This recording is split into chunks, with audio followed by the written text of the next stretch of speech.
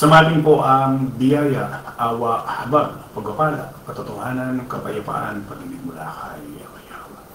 Sa magandang umaga, tanghali, hapon, gabi, sa lahat po ng inapotong kaangaral ng munting channel na ito, sa iba't ibang panig ng buong mundo, maging dito sa atin sa buong Pilipinas.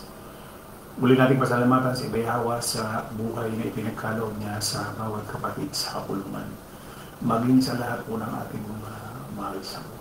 Maraming pong salamat, Abay Yahweh. Ngayon po ay July 3, 2025 at ganap na pong alas 4:24 ng hapon dito sa atin sa buong Pilipinas. Magandang hapon po sa lahat po ng ating mga kaibigan. Magandang hapon sa mga babago pa lamang nakakapanood dito po sa ating munting channel, The Assembly of Yahweh. Magandang hapon po sa inyo lahat. Magandang hapon Luzon, Visayas at Mindanao. Magandang hapon sa lahat po ng ating mga kapatiran sa iba't ibang panig ng buong mundo. Magandang hapon sa lahat ng nagbukas ng kanilang mga cellphones, kanilang mga tahanan. Kung tayo po ay mapanood, mapakinggan dito po sa ating ginagawang pangaral, araw-araw, Lunes hanggang Sabado, alas 4:30 ng hapon dito po sa Facebook Live. Muli, isang mabiyayang pakikinig po at gawin po na Abay Yahweh na magbukas siya ng pangunawa sa lahat po ng aabuti ng pangaral na ito.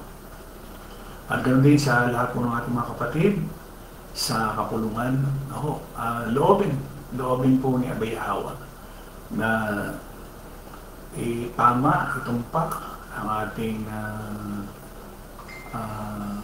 pangunawa, bigyan tayo ng karunungan, kaalaman, upang lalo nating maintindihan, maunawaan ang ating pong tinatalakay sa araw-araw.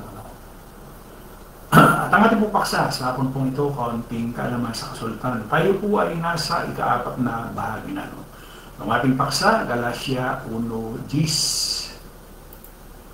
Sabi doon, bakit ko sinasabi ito? Dahil ba nais kong mapuri ang tao? Hindi, ang papuri lamang ng Diyos. Ang tangi kong hinahangad, sinisikap ko bang magbigay lugod sa tao? Hindi. Kung yan ang talagang hangad ko, hindi na sana ako naging alipin ni Kristo. At minsan pa nating papurihan, pasalamatan si Abay Yahweh sa buhay na binahagi pa niya sa bawat isa. Halos araw-araw po akong nagsasalita hinggil doon sa buhay na ibinabahagi niya sa bawat sa atin. Hindi natin alam yung araw ng bukas at wala nakakaalam kung tayo po ay makikita-kita pa. Kaya kung sa ibang tao, hindi nila alintana na sila ba ay may buhay pa kinabukasan, sa atin ho ang laging nating gustong sabihin ay magbigay tayo ng pagpupuri kay Abay Yahweh at pasasalamat sa buhay na ibinahagi pa niya sa atin. Meron po tayong dapat gawin, hindi pa huli, na dapat natin gawin kasi lumalakad yung panahon, lumalakad yung mga oras, at sana meron tayong itinatanim para tayo ay may anihin. O wag na nating balikan pa yung panahon na tayo ay nasa laman, na lumilipas yung oras, lumilipas yung panahon, araw, linggo, at umaabot pa nga ng taon, na wala po tayong nagawa na kapurihan kay Abay Yahweh kundi yung ating purong panglaman. So sana ipaunawa ni Abay Yahweh, bigyan tayo ng karunungan. Kung kulang tayo ng karunungan, humingi tayo sa Kanya, ipaunawa sa atin yung ating napapakinggan. Bakit ba ako ay nabubuhay pa sa mundong ito? Ano ba ang layunin ni Abay Yahweh sa akin? Di ba? Kasi matagal na at lumipas na yung panahon na tayo ay nasa laman na wala tayong ginagawang anumang kabutihan. So yun po. Magandang hapon po sa lahat po ng ating mga kapatid. Sister Cristina Juarez, Ging Makar, Villano Umali, Lisa Indiniblico Orsiga.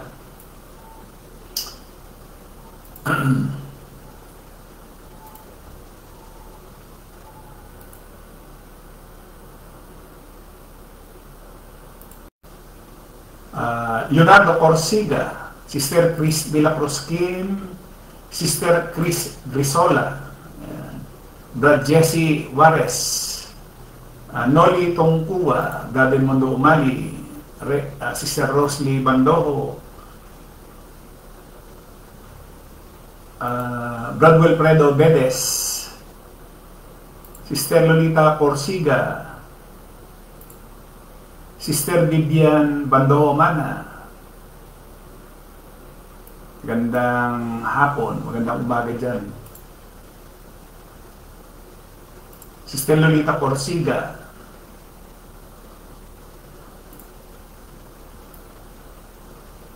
At si Brad Pedro at Sis Dominga Bebes. Magandang hapon po.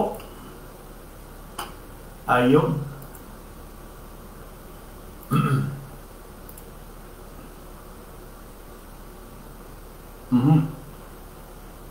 Wala yata tayong share dito sa ayun, gano'n. Jesse Juarez,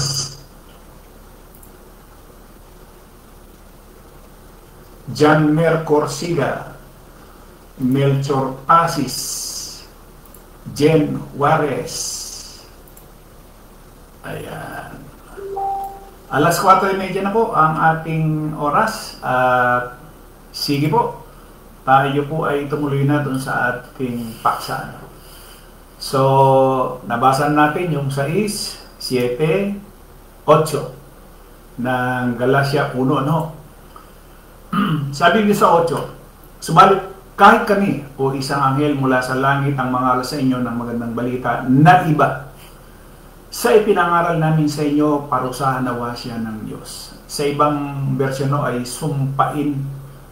sumpain nawa siya ng Diyos.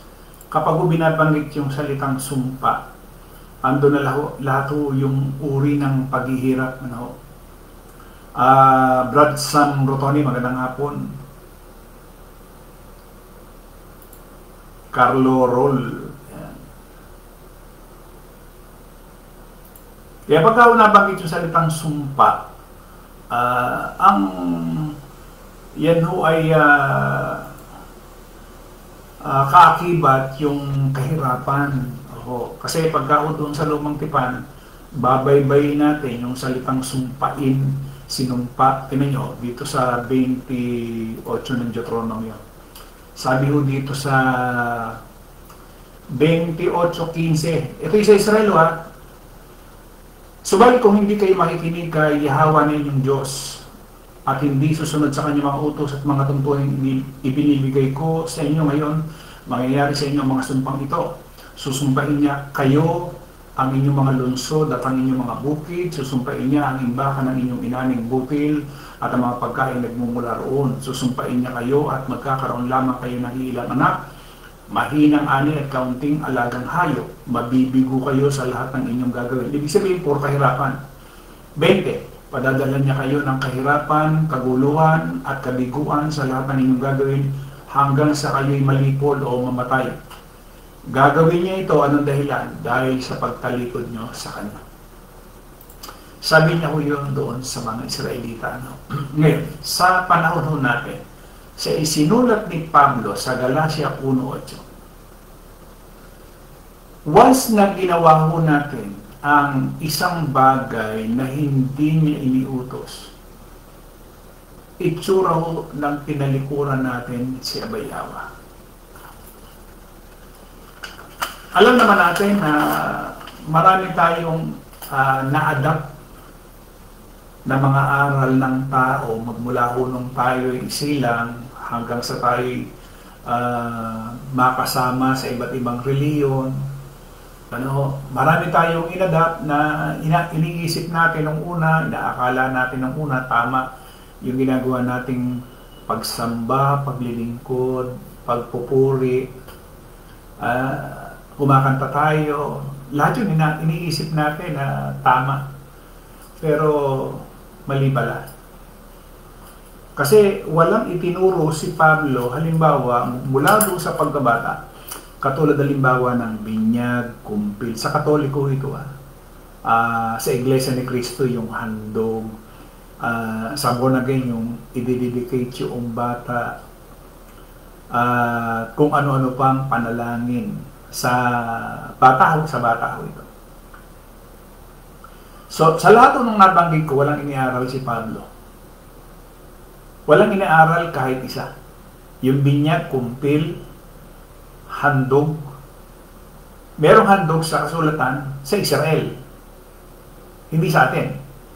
Na mga dating hintil. Wala hong ganon. Sa Israel, panganay, lalaki, ang inihahandog. Panganay, lalaki. Babae, panganay, hindi pwede. Kasi sa Iglesia ni Cristo, lahat inihahandog. Mapalalaki, mapababae. So, si Pablo hindi nangaral niyan. Binyag, kumpil, handog, dedication, prayer, ipagbe-pray yung bata. Walang panalangin ng ganun. Walang ginawa, walang nangyari. And then, yung mga birthday. Birthday ng puno, birthday ng mga miyembro. Ipinagdiriwang yung birthday ng kanilang founder, birthday ng bawat miyembro, ipinaghahanda, ipinag-aanyaya. Walang iniaral si Pablo. Wala ko tayong mababasa kahit isa. Anibersaryo. Taon-taon, ipinaghahanda yung salitang anibersaryo. May anibersaryo ang Iglesia ni Cristo, may anibersaryo ang ADD, at kung ano pa mga reliyon, meron silang anibersaryo ng pagkakatatag ng kanilang iglesia. Ano pa ho? Yun nung mga pagpapatayo ng kapilya, pagpapatayo ng moske, katedral, simbahan, walang iniaral si Pablo. Ano-ano pa ho? Pagdating doon sa pananalapi, ikapong pera, pasalamatang pera, yung ginagawa ng ADD na patarget, yung ginagawa ng Iglesia ni Cristo na tao ng handog na haing pasalamat, abulo yan sa mga kabataan, abulo yan sa katandaan, at sa iba, pati patay ay pinag-aabuloy, patay na pinag-aabuloy pa rin. Ano pa ho? Yun nung piyesta ng Diyos na pinagdiriwang ng mga ADD.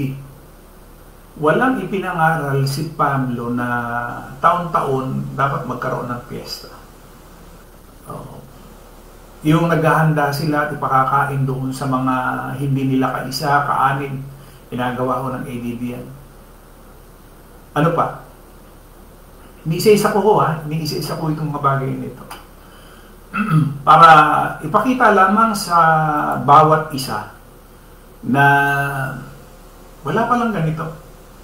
Merong doktrina ang ADD na bawal ang panonood ng sine. Bawal ang pag-aasawa o pagjujowa, maliban kung pinapayagan.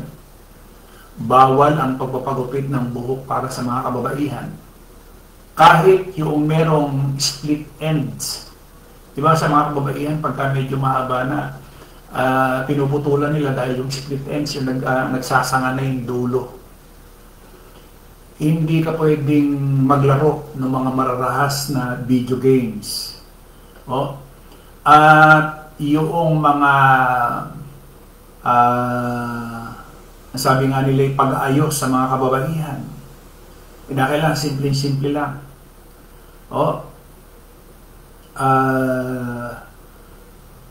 At hindi ka pwedeng magtanong ng mga mahalagang katanungan patungkol sa aral o doktrina pagkatapos mong mabautismuhan. Yan. Bautismo pa. Kinakailangan aralan ka nung ilang session, 21, 22 session para mabautismuhan ka, i-indoctrinated ka. Sabi ni Sister Vivian Mana, everybody's birthday tuwing Pasko yan. ang dami na, no? O, yung tinatawag na Pasko, Halloween, araw ng mga patay, Valentine's Day, mahal na araw, Flores de Mayo, Santa Cruzan, Sagala, Pag-Rosario, Sign of the Cross, same-sex marriage, divorce, annulment, legal separation, premarital sex, at marami pang iba. Kahit isa doon sa aking nabanggit at ginagawa kahit ng sino. Halimbawa, meron tayong kapatid sa kapulungan na gumagawa ng mga ito, ng aking mga nabanggit na ito. Nakikipiesta. Bawal pala ang piyesta bakit ka nakikipiesta? Di ba? Bawal pala yung Santa Cruzan, bakit nakikinood ka? Bawal pala naman yung Flores de Mayo, bakit nakikipilak at nakikinood? Di ba? Ngayon, ang tanong namin dito, isa man dito sa aking mga nabanggit sa pagkadami-dami, isa man. Alam niyo ba yung sinasabi ni Pablo? Sabi niya doon sa 8. Subalit kahimat kami o isang anghel mula sa langit ang mangaral sa inyo ng magandang balita na iba sa ipinangaral namin sa inyo, parusahan nawa siya ng Diyos, or matakwil, sumpain siya ng Diyos. Bakit to? Kasi pagka ginawa natin ang isa sa mga yan na aking binanggit, nawala pala naman sa kasulatan o sa sulat ni Pablo, itinakmil natin si Abayawa, pinalikuran natin si Abayawa. Para yung sinabi niya doon sa Deuteronomy 28:20. Sabi niya, padadala niya kayo ng kahirapan, kaguluhan at kabiguan sa lahat ng inyong gagawin hanggang sa kayo'y malipol. Gagawin niya ito dahil sa pagtalikod ninyo sa Kanya. Kasi ginagawa mo yung bagay na hindi naman pala niya pinag-utos o iniutos. Diba? Hindi naman siya nag-utos na ipagpatayo mo ko ng simbahan, ipagpatayo mo ko ng kapilya, ipagpatayo mo ko ng moske, ipagpatayo mo ko ng katedral. Wala naman siyang iniutos. So, kaninong utos yun? Diba? Sa pagtalikod mo yun kay Abayawa. Siyempre, pagka ikaw, tinalikuran mo si Abayawa, di lahat ng sumpa ibibigay sa iyo. Diba? Kaya nga sinasabi niya, sumpain. O lahat ng kahirapan, daratal sa iyo yun. Kaya nga ako kinukot yung Deuteronomy 28. Tinanin nyo sabi niya, ituloy ko lang ito sa Israel, liliwanagin ko lang, sa Israel ito. Kasi naandito yung salitang sumpa para lang makita natin na ito ba pwedeng mangyari sa atin? Bakit o hindi? Iisang Diyos lang naman ang ating iisang Diyos lang naman ang nagbigay ng kay Moises. Marami nga lamang tayo na hindi na dapat gawin sa mga sulat ni Moses. Di ba? So ito parang lang history na ito pala yung sinasabi niya tungkol dyan sa sumpa. O tingnan natin. Sabi niya dun sa, ito'y 28:20, ulitin ko yung 20, paladalan niya kayo ng kahirapan, kaguluhan, at kabiguan sa lahat ng inyong gagawin hanggang sa kayo'y malipol. Hanggang sa abutin ka na ng kamatayan. Gagawin niya ito dahil sa pagtalikod niyo sa Kanya. Pwede bang gawin din ni Abayawa sa kapulungan? Yung sinasabi niya doon sa panahon ni Moises, pwede. Kasi tinalikuran mo rin siya Para din sinasabi nga ni Pablo doon sa isang talata na pagka hindi ka umibig sa Panginoon, sumpain ka. Paano mong naibig si Abayawa nang sinuway mo siya? Di ba pagka ikaw ay umiibig kay Abayawa, sinusunod mo siya? Alam nyo ba na mas marami pa nga ang pagsuway ng tao kaysa pagsunod. Miski bilangin natin, ilista natin. Ano ba ang nagawa kong pagsunod kay Abay Hawa at ano ang nagawa kong pagsuway sa kanya? Mas marami yung pagsuway kaysa pagsunod at kadalasan wala ho yung pagsunod pero maraming pagsuway. Di ba? O ano sabi niya? Hindi niya kayo aalisan ng salot hanggang sa maubos kayo sa lupain ibibigay niya sa inyo. Lilipulin kayo ni Yahweh sa magitan ng sakit na pagkatuyo na nag-aapoy na lagnat, pamamaga ng katawan at sakit sa balat. Padadalan din niya kayo ng matitinding init at tagtuyo. Hindi kayo titigilan ng mga ito hanggang sa hindi kayo nalilipol. Ipagkakait sa inyo ang ulan dahil dito magiging parang bakal ang lupa dahil sa pagkatigal. Mahirap pagka sa pagsasaka ang hindi sumasapit ang ulan. Kaya nga yung pangako niya doon sa Malakias, subukin ninyo kung hindi ko bubuksan ang dungawan sa langit at ibuhos ang pagpapala. Ano yun? Ulan. Kasi pag walang ulan, kahit na ikaw ay magtanim na magtanim, hindi rin tutubo. Mamamatay lang yan. Di ba? Sapagka hindi mo sinunod o hindi natin nasunod yung sinasabi niya, alinman, ito kulang na kulang pa ho itong aking binasa na ito o yung sinabi kanina sa inyo, kulang pa yan sa dami ng mga aral ng mga reliyon na inadapt ng tao. Itsura o ng imbudo, sinahod ng sinahod lahat, pati pamahiin, sinahod. Diba? Nauso nga yun sa mga probinsya. Diba? Lalo pagka ginagabi ka na at dadaan ka dun sa isang masukal, ano sasabihin mo? Tadi po, apo. O kanino galing yung aral na yan? Kanino? Saan?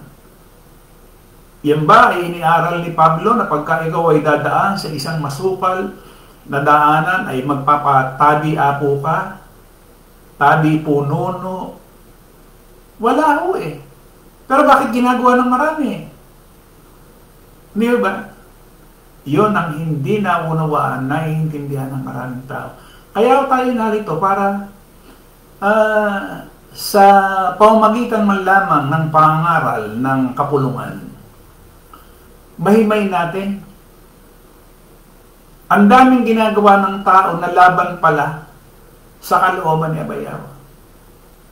Ang ending, isinumpa siya ni Abay Hawa. Kaya yung iniisip niya, yung inaakala niya na siya ay nakagaganap, sino ang mag-aakala at sino magsasabi ng isang iglesia ni Kristo o isang Katoliko ay hindi sumasamba sa Diyos? Kahit ang isang Muslim, kahit ang isang saksi, kahit ang isang Seventh-day Adventist, sino magsasabi? Lahat yan sumasamba. Lahat yan nananalangin. Lahat yan nagpupuri, nagpapasalamat. Ang tanong, tinatanggap ba niya Abay Hawa yung mga pagpupuri? Hindi. Bakit? Salungat sa turo, aral na daladala ni Pablo. Kaya sinasabi niya, kahit man o isang anghel ang mangaral sa inyo na iba kaysa sa aming ipinangaral na ay matakwil, sumpain, parusahan na wasya ng Diyos. Diba? O, ang dami niya. Ilang bang milyon ang tao dito sa mundo? Ilang milyon ang nasa reliyon? Ilang milyon ang nasa reliyon? Dami. Pero mo, nagpapabinyag ka. Di ba? O, yun pala, hindi naman pala utos ni Abay Hawa. Nagpapakumpil ka, hindi naman pala utos ni Abay Hawa. Nagsisilibra ka ng kaarawan mo, hindi pala naman utos ni Abay Hawa. Anong nangyari? Eh, di tinalikuran mo si Abay Hawa. Di ba?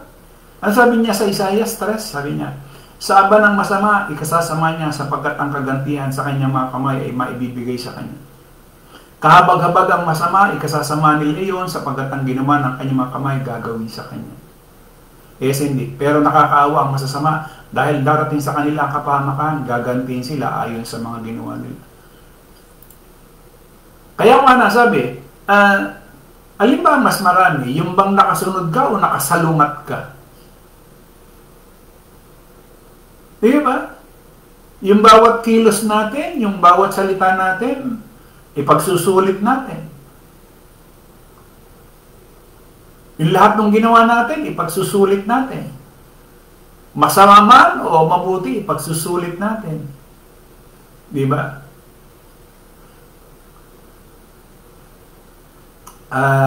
Sister Vivian Bandoman, Brad, kung nagpapasalamat ka lang naman kay Abay Hawa sa dinagdag niyang another year, masama ba yun? Di naman mangungutang para maganda. Sana nga, kasi nga, una, yung kung ginawa ba, halimbawa, ginawa ba nung Kristo, nung unang siglo, doon sa kanya mga kasi, ipinanganak ang Kristo Umabot siya sa edad na 30, recorded, 30 hanggang 33 media o 33 and a half. Recorded yun na yung 30 na magsimula siyang mangaral. Yung unang taon hanggang ika-30, hanggang ika-33, naghanda ba sila? Sabihin natin kahit hindi ipinangutang, naghanda ba sila para pasalamatan man lamang yung isang taon ng kanyang kapanganakan? Kahit isang talata lang, kahit isa. Meron ba? Wala. So, kanino galing yung aral na yun? Kung hindi ipinaghanda ng Kristo yung bawat taon na kanyang inilagay dito sa mundong ito, kaninong aral yan? Aral ng tao. Hindi aral ni Abay Hawa. Lahat ng mga alagad, ipinanganak yan Sina Pedro, sina Juan, sina Mateo, lahat ipinanganak yan. Pero meron ba tayo kahit isang sitas man lang? Isa lang. Magmula doon sa Mateo, hanggang doon sa mga gawa. Hanggang sa panahon ni Pablo, hanggang sa panahon sa sulat ni Santiago, meron ba kahit isang talata lang na isinilibra nila, ipinaghanda nila? Sabi nga ni Sister Vivian, hindi naman ipinangutang, Brad. Ayan. Sabi niya, Brad, kung nagpapasalamat ka lang naman kay Abaya, okay lang magpasalamat Pero yung ipaghanda mo, ipangumbida mo, wala yun, wala sa kasulatan. Si Pablo, pinanganak din. Umabot pa yan hanggang senior. Recorded. 14 na taon, may naka-record. Pero kahit isang taon, wala tayong nabasa na ipinaghanda niya yung kanyang kapanganakan. So bakit natin gagawin yung bagay na wala pala naman? So pagka ipinaghanda natin yung ating kaarawan, yung magpasalamat ka, wag ho yung isang taon. Araw-araw ho tayo magpasalamat. Alam niyo kung bakit? Bakit isang taon lang tayo magpapasalamat? Dapat araw-araw Kasi yung bukas, hindi natin alam. Kasi kung isang taon, ibig sabihin, ang isip mo, total naman sa isang taon, isang kaarawan ko. Di ba? Birthday ko. Kasi pagpapasalamat. Yan yung aking nakagisnan Pinakailangan, pag sumapit yung ating kaarawan, pagpapasalamat natin, ipagsisimba natin, and then ipaghahanda natin, at doon sa paghahanda natin, meron niyang mga cake, meron niyang mga kung ano ng pagkain, ilang putahe yung nasa lamesa. And then ang gagawin natin, pagka marami yung putahe, tawag si kamag-anak, si nanay, si kapatid, lahat, pamangkin, di ba? Masaya. At kasama pa ang kapitbahay dyan. Lalo sa probinsya, no? Pero ang tanong lang doon, simple lang ang tanong ginawa ba ng mga alagad? Kung hindi ginawa nila, ang sabi ni Pablo, sabi niya, subalit kahit kami o isang anghel na mula sa langit ang mangaral sa inyo ng magandang balita na iba sa ipinangaral namin sa inyo, parusahan nawa siya ng Diyos. Iba yan eh. Iba yan. Hindi yan ipinangaral kahit kailan ng mga alagad. Yung 12 alagad, hindi pinangaral. Nung mangaral sila sa mga Hudyo, hindi nila ipinangaral. O, taon-taon na, maghahanda tayo para sa ating mga kapanganakan. So, kung hindi pinangaral, kaninong aral yan? Aral ng tao, aral ng laman. Hindi aral ayon sa Espiritu. Saka dapat, yung nga sinasabi ko kanina, dapat ang pagpapasalamat araw-araw. Kasi araw-araw, hindi natin hawak yung buhay natin. Hindi lang sa loob ng isang taon. Dapat araw-araw ang pasalamat natin na binigyan niya tayo ng buhay, pagkakataon. Kaya ako nasasabi na binibigyan niya tayo ng pagkakataon, para saan? Para tayo gumawa ng kabutihan, mabuti. Kasi marami na tayong inaksayang panahon. Nung panahon tayo nasa laman, wala tayong nagawang kabutihan, mabuti sa ating kapwa. Iniisip lang natin, marami tayong ginawang mabuti sa ating kapwa, pero basura din pala sa harap ni Abay Yawa dahil hindi naman natin siya kilala. Hindi ba? So, mabigat. Ibig sabihin, Brad, ang dami ko palang nilabag kay Abay Yawa, nilabag. Opo. Hindi ba natin aminin? Yun talaga ang totoo. Na marami tayong sinuway kaysa sinunod. O yan, sabi ni Brad Carlo, meron pa dyan, bro, picturean tapos post sa Facebook. Sabi ni Brad Edmundo, mas maigi pa yata, bro, magpasalamat ka na lang, laging mas maganda pa. Araw-araw ang dapat. Yung tayo ay buhay, yung pagkagising natin at tayo ay nakadilat, abay, pasalamatan natin yun. Huwag na natin paabutin ng 1 taon. Kasi baka hindi naman tayo umabot na dun eh. Yung aking mga anak, pag ako nagsasalita ng ganon, hindi nila ako maintindihan na yung bukas, hindi ko pinaghahambog kasi hindi naman natin hawak yung araw ng bukas. Kung ano yung mangyayari kinabukasan, hindi natin alam. Di ba? O diba yung katulad ng ating naging balita dito na yung pagkakras noong airplane o aeroplano ng India, o ilan ba yung namatay doon? Natuwan-tuwa pa sila, nagpipicturan. Yung pala, yun na pala yung huli nilang picture. Kasi nga hindi natin alam eh. Kaya habang may pagkakataon pa tayo, kailan yan buhay? Pag dilat ng ating mata, nakapagpasalamat tayo, ano ang pwede natin gawin? Di ba dapat ang gagawin natin yung kalooban niya? Unang-una yung kalooban niya. And then pagka naganap natin yung kalooban niya, and then the rest, gawin natin kung ano yung pwede natin gawin na kalooban din niya, hindi yung kalooban ng tao.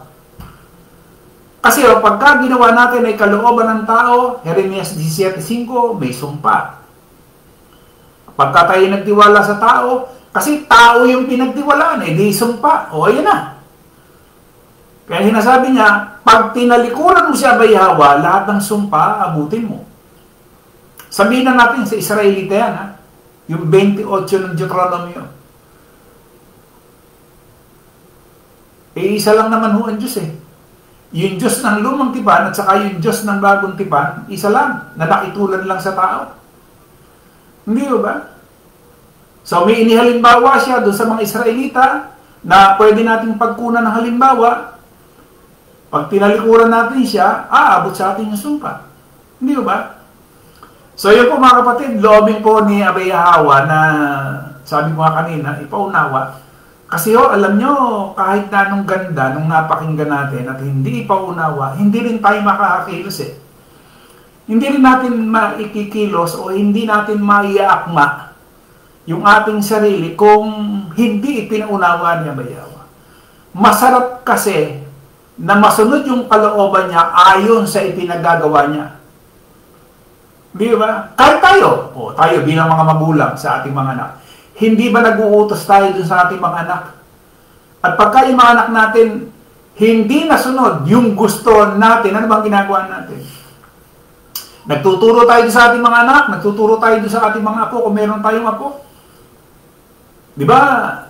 Pagka hindi nila nagawa yung iniutos natin, anong ginagawa natin? Di ba chine-check natin sila?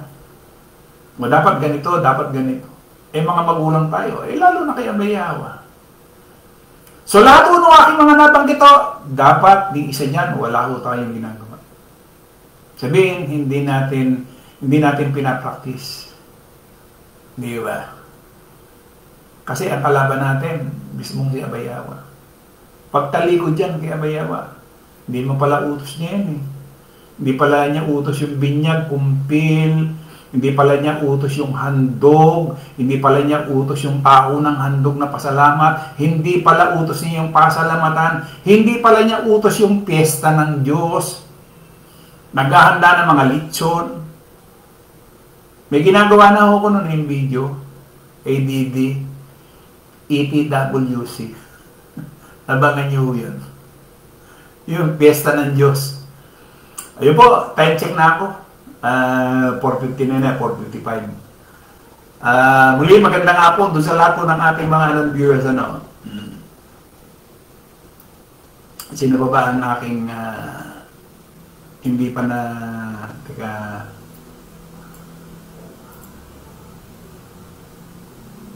yan, dito sa kabila. Ayun. Brad Sam Rotoni, Carlo Roll, Noli Tungkua, si Celo de Calderon, Fortunato Juarez, Brad Nel Umali, ayun, Bibian Bandomana, Everybody's Birthday. Nakaabot siguro si sis nitong Everybody's Birthday. Sa born na ganyan eh. Cecil Manyoso, magandang hapon. Sebastian Juarez, Sister Vivian, walang pinagkaiba dito sa Israel ang mga religious orthodox. Joel Suela, Shirley Bandoho Abrera, Sister Lori Calderon, Brad Ezekiel Umali,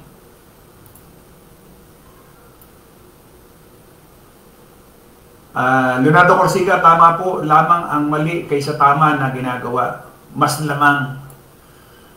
lamang ang mali kaysa doon sa tama. Carlo Roll, ganyan sa probinsya bro. Tabi po, nono.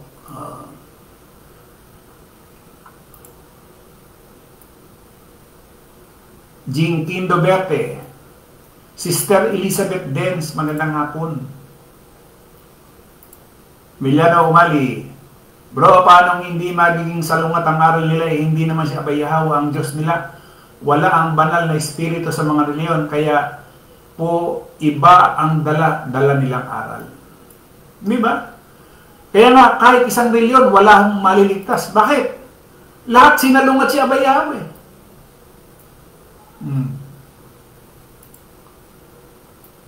Brother Mondo Mali, mas maigi pa yata bro, magpasalamat ka na lang lagi, mas maganda pa. Araw-araw tayong pasalamat habang may pagkakataon o habang may buhay pa, pasalamatan natin si Abay Yawa at gumawa tayo ng kabutihan. Habang may pagkakataon, kasi pagka yung pagkakataon na yon ang mawawala na sa atin, hindi na rin naman natin maiisip yan pagka isang tao patay na yun.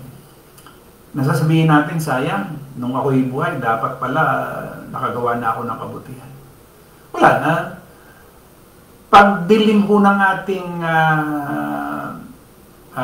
paningin, isip, wala lahat yan.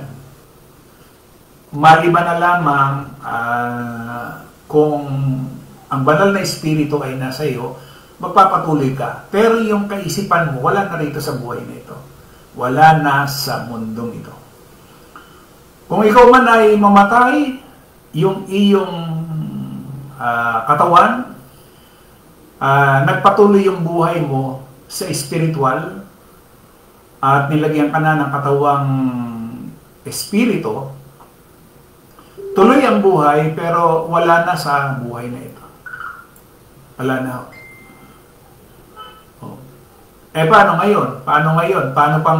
Paano pang mangyayari na maisip mo na nung ako'y nabubuhay, dapat sana marami akong ginawang ganito, dapat sana naging masigasig ako, dapat sana naging tumulong ako doon sa aking kapwa. Daming sana. Diba? Marami tayong sana nung panahon na buhay pa yung ating mga magulang, hindi natin naiisip. Hindi natin naiisip na yung mga sinasabi ng magulang natin, tama, lahat ng sinasabi nila para sa kapakanan natin, tama, initsapuera natin. Nung mamatay yung ating mga magulang, at dumating tayo sa punto ng ganitong edad, kaisipan, doon natin na-realize na lahat pala na sinasabi nila para sa kabutihan natin. Pero binaliwala natin nung panahong tayo ay talubata. Hindi ba totoo yun? Halos ng kasing edad ko at mga tumanda pa sa akin. Hindi ba? Na lahat ho yun, binabaliwala natin bilang anak. Yung lahat na sinasabi ng ating magulang. Na lahat pala yun para sa kapakanan natin, sa kabutihan natin. Pero binaliwala natin. And then na-realize natin kung kailan sila patay, hindi na natin sila magantihan. Ando na ngayon yung mga panghihinayang na sana, gustong-gusto natin gawin sa kanila yung mga panahon na sila'y buhay pa, na sana ganito ang gagawin ko, na sana ganito. Diba? Maiiyak ka na lang. Wala na. Tapos na ang lahat. Ganun ho ba ang gusto natin mangyari? Na dumating na yung pagdidilim, ang ating mga mata, pagsasarado ng ating mga tenga, at pagkawala ng ating hininga, na wala tayong nagawa dito sa buhay na ito. Kasi dito pala sa buhay na ito, yung pala yung sukatan. Dito ka susukatin, kung ano yung ginawa mo, yung sinasalita mo, dito ka susukatin, hindi pagkatapos mo mamatay. Dito ka susukatin, hindi pagkatapos mong mamatay. At ang ipanunukat sa iyo, yung salita niya. Hindi yung aral ng reliyon. Hindi ba? Brad Rodelio Naba, maaaring nakaligtaan ko nga yan, bro. Salamat, Brother Montomali. Sister Maria Victoria Morales, magandang hapon. Brad Jesse Juarez, saka ang reliyon, bro, hindi naman talaga naniniwala na ang Diyos ay Espiritu. Mas naniniwala sila sa physical na mga nakita nila Rebulto, Rosario at mga pastor nila o sa Katoliko. Lahat naman halos sa reliyon, mas kailangan nila o gusto nila yung nakikita kaysa doon sa hindi nakikita. Kaya nga sinasabi nga nung sinabi kay Tomas, Panginoon ko, Diyos ko, naniwala ka dahil nakita mo ako. Sabi niya, mas mapalad yung hindi nakakita, di ba? Pero nananampalataya.